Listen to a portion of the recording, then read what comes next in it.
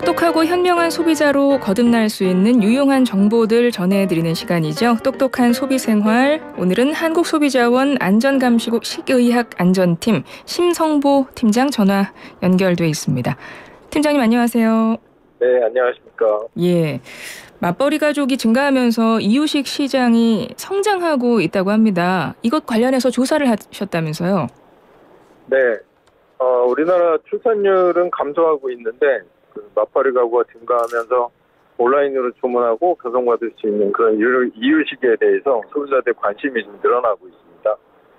그래서 소고기가 들어간 이유식 24개 제품에 대해서 미생물, 중금속과 같은 안전성 그리고 영양성분 함량을 조사했습니다. 그렇군요. 예전에는 이유식을 집에서 아마 만들어 먹였을 텐데 우리 부모님들이 이제는 네. 진짜 말씀대로 맞벌이 가족이 늘어나면서 주문 배송이 많이 늘었고 그러다 보니 이유식 시장도 성장했다는 건데 그러면서 제품의 안전성도 조사할 필요가 있었던 모양입니다. 네. 일단 성장기 아이들에게 필요한 영양 성분 함량은 어떻게 나왔나요? 네, 그 영유아기에는 성장 단계에 맞춰서 균형 있게 영양을 공급하기 위해서 제품의 영양성분 함량과 표시된 함량 정보가 중요합니다. 그래서 조사 대상 이유식 제품의 영양성분을 확인해 봤는데 탄수화물, 단백질, 지방 같은 영양성분의 함량 또 제품별로 매우 다양했고요. 또 그 구성되는 비율도 다양해서 제품을 고르실 때는 영양성분 정보를 좀 살펴보시고 구입하셔야 할 것 같습니다. 네. 제품마다 차이가 있었네요. 영양 성분 함량이나 구성 비율이 제품마다 다르다는 건데.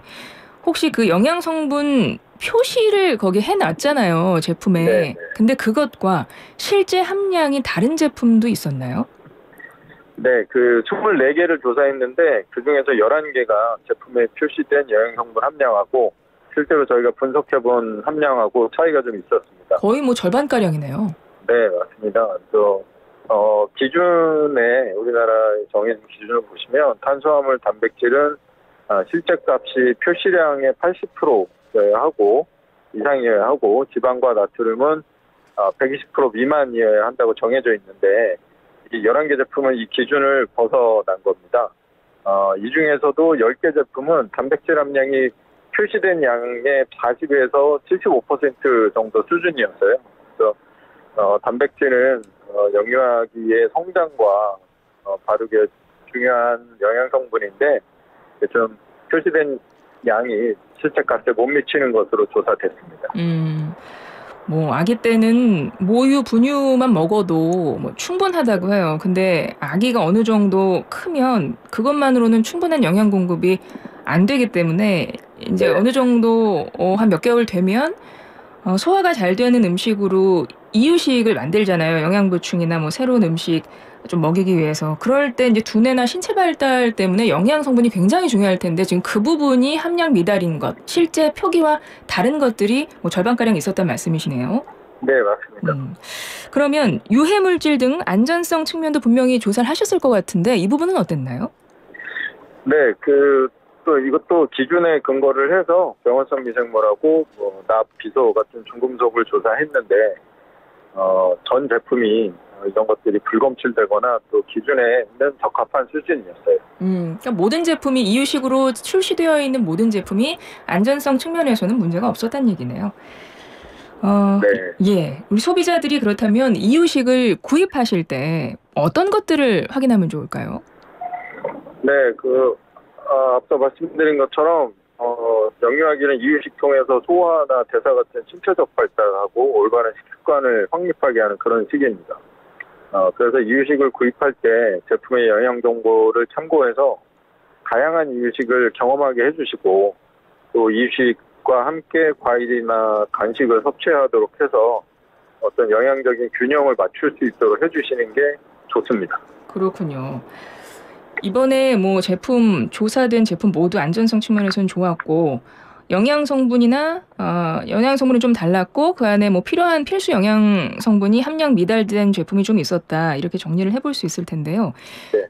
사실은 24개 제품을 조사하셨고 그중에 한 11개 제품에서 함량 쪽에 좀 문제가 있었다는 말씀을 하셨는데 지금은 뭐 방송을 통해서 뭐 하나하나 제품명을 뭐 설명하실 수는 없겠지만 소비자들이 이게 어떤 제품인지 궁금하실 것 같거든요. 혹시 제품명 확인이 가능합니까? 네. 제품명을 확인하시려면 저희 원 홈페이지에 들어오시면 한국소비자원이요? 네, 맞습니다. 한국소비자원 홈페이지에 들어오시면 저희가 이런 뭐 보도자료라든가 조사 결과를 공개를 하고 있습니다. 그 게시판 통해서 보시면서 확인해 보실 수 있을 것 같아요. 그럼 제품명이 하나하나 나와 있군요, 함량이랑. 네네. 예, 궁금하시면 소비자들, 우리 청취자분들 거기서 확인하시면 될 것 같습니다. 한국소비자원 홈페이지입니다. 끝으로 섭취하거나 보관할 때 유념해야 할 사항도 짚어보면 좋을 것 같아요. 이유식이다 보니까요. 네. 먼저 이유식은 생후 한 4개월에서 6개월 그리고 출생 시의 체중의 2배, 약 한 6, 7kg 정도 되는데요. 그때 시작할 것을 권고해드리고 있어요. 그래서 처음에 이유식을 시작할 때는 재료 중에서 식품 알레르기가 있을 수 있습니다. 그래서 이유식을 먹은 후에 아이들 배변 상태나 뭐 알레르기 증상을 꼭 확인하실 필요가 있고요. 그리고 특히 뭐 반점이 생긴다든가 설사, 복통 등의 증상이 있으시면 이유식을 중단하시고 그리고 전문의와 상의를 하시는 게 좋습니다. 그리고 제품은 좀 보관 방법이 다양합니다. 뭐 상온에서 보관하시는 것도 있고 냉장, 냉동 제품들이 있어서 이런 것들은 제품에 보관 사용의 주의사항이 표시되어 있으니까 반드시 확인을 해보시고 그리고 적절한 곳에 보관하시는 게 좋습니다. 예, 잘 알겠습니다. 제품, 특히 먹는 것들, 아기들이 먹는 것들인데 보관 방법도 상당히 중요할 것 같습니다. 오늘 말씀 잘 들었습니다. 고맙습니다. 네, 감사합니다. 지금까지 한국소비자원 안전감시국 식의약 안전팀의 심성보 팀장이었습니다.